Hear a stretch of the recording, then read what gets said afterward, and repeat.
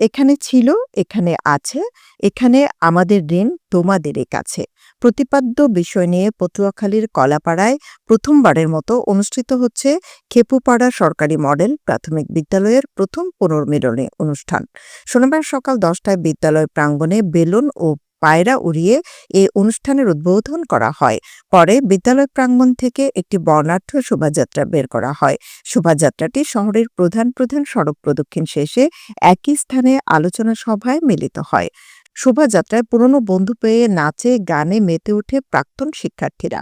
আলোচনা সভায় উপস্থিত ছিলেন বিদ্যালয়ের প্রাক্তন শিক্ষার্থী ও প্রথম পুনর্মিলনী উদযাপন পর্ষদের প্রধান পৃষ্ঠপোষক, বাংলাদেশ জাতীয়তাবাদী দল বিএনপির কেন্দ্রীয় নির্বাহী কমিটির প্রশিক্ষণ বিষয়ক সম্পাদক ABM মোশাররফ হোসেন, প্রথম পুনর্মিলনী উদযাপন পরিষদের আহ্বায়ক আব্দুল মান্নান ও সদস্য সচিব রেজাউল করিম বাবলা সহ উদযাপন পর্ষদের সদস্যরা। এ পুনর্মিলনীতে বিভিন্ন ব্যাচের প্রায় ১২০০ প্রাক্তন শিক্ষার্থী অংশগ্রহণ করেন।